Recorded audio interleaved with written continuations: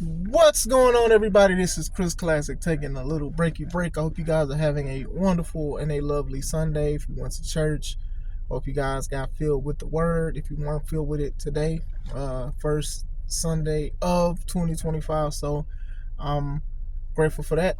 Make sure you realize that nothing is promised. Not tomorrow, not the next few milliseconds. So with the time that we have and we are uncertain about, I want you to know that God loves you, Christ loves you, and I love you as well. Happy New Year still. Make sure you subscribe to the Take It Home podcast where I talk about professional wrestling topics. Make sure you also subscribe to C3 Ultimate Wrestling. That is me and my wife's professional wrestling company that we are trying to fight back for. We will definitely get it back in 2025.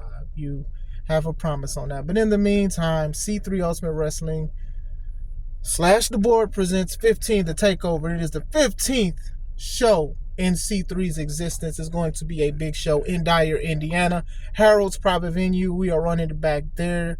They did Into the Limelight there, and a lot of people had a lot of good things to say about it. So they decided that Dyer will be the first place we have a show. So it's going to be dope. Tickets are on sale on Eventbrite. They put up the match card, and I'm not even going to lie, the match card looks fire, so make sure you guys get tickets. It's great to see it live. Bring your family, bring your friends, and everything like that. Some great wrestling to bring the community together, on my behalf at least. I wanted to talk about what time it is, and as I'm doing this video, it is 12:28 p.m. Central Time, but that's not the time I'm looking for. That is not the time I am asking. The time is...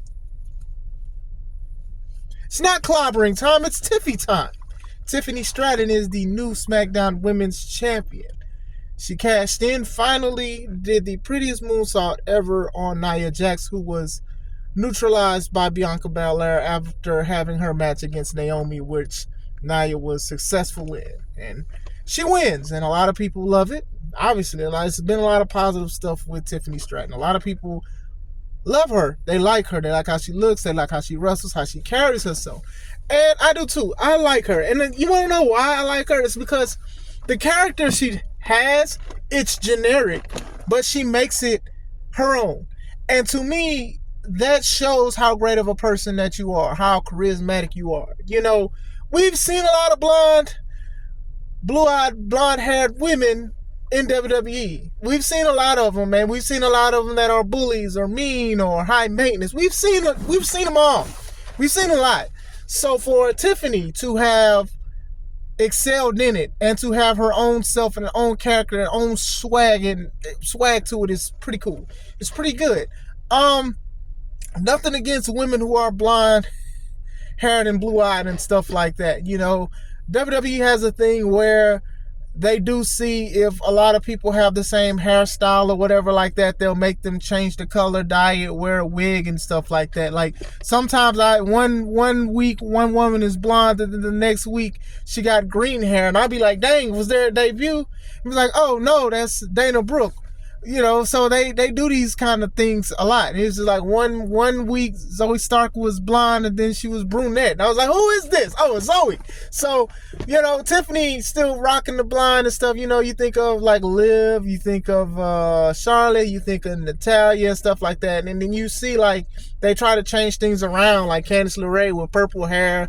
Now it's an oversaturation of black and purple dyed hair. I'm not even going to lie to you, but still, her snobbish things, it's something that's not new to the books, but she does a great job with it. Especially like in NXT with her dad, you know, providing for her and stuff. And then they kind of drop the dad act to make it seem like she's self-sufficient. And she does great with it. Her logo was like the old, like, sort of reminiscent of the Barbie logo because she kind of resembled the Barbie doll.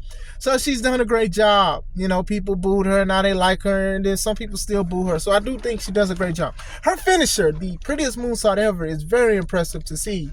To jump, three times before you land on the top rope to do a moonsault. I've only seen her mess up one time, so she is very trustworthy with doing the move. You know, I get a little nervous, I'm not gonna lie, like, because especially with the Money in the Bank cash in, because it's like, yeah, it's just a little room for error. Anything with springboards or jumping on the top rope and like poaching for a few seconds, it's gonna be a little scary and nerve-wracking to me. But still, I think she does great.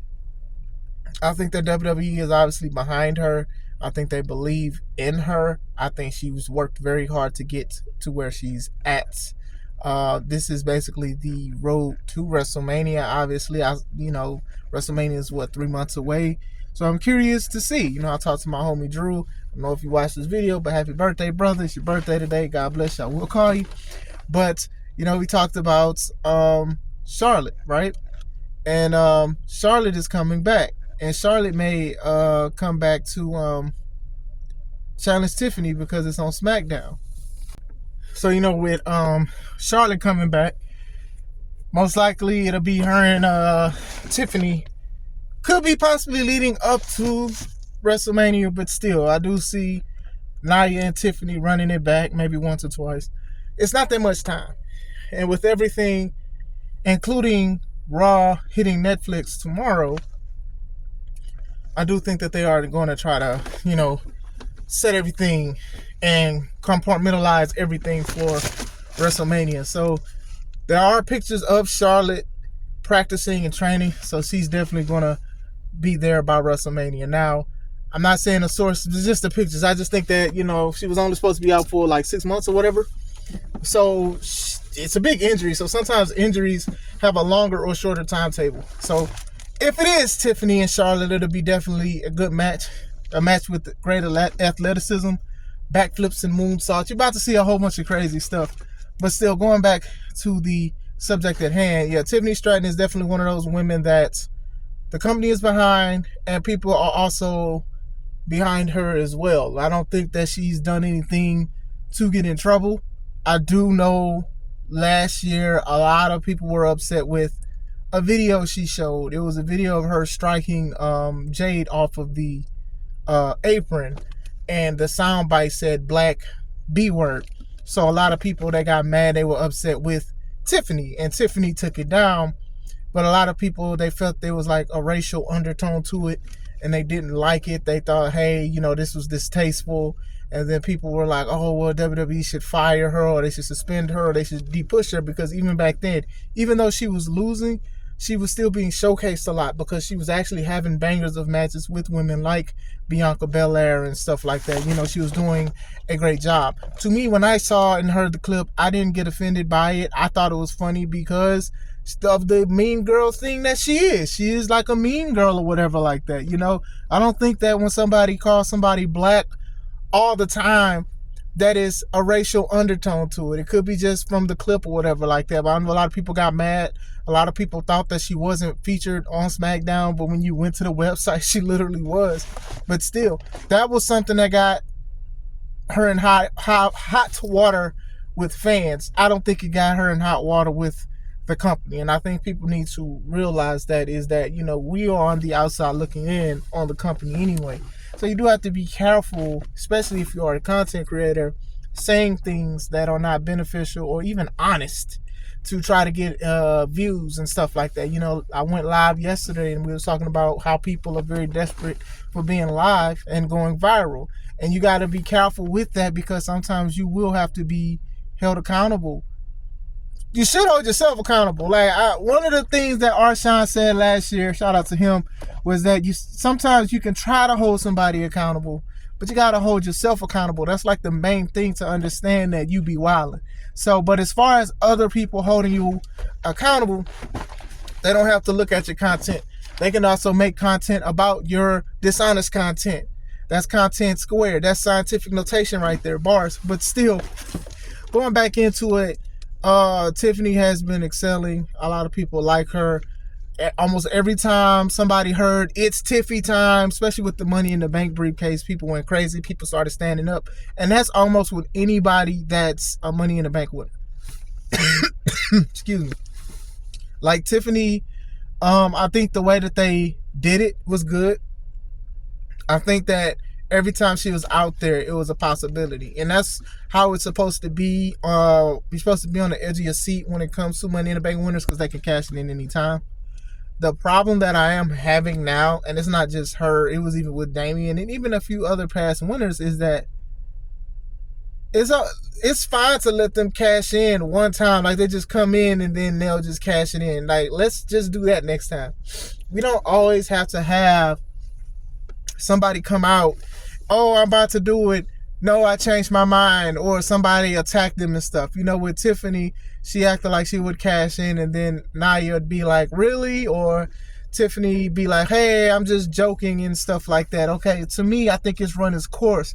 So the next two Money in the Bank winners, I think it's best for them to cash in that one time they run to the ring with a referee or they find a referee. I think that is definitely fine. Or have somebody say, hey, I'm going to cash in next week or something, and they'll have an official match. Like, do something different, you know.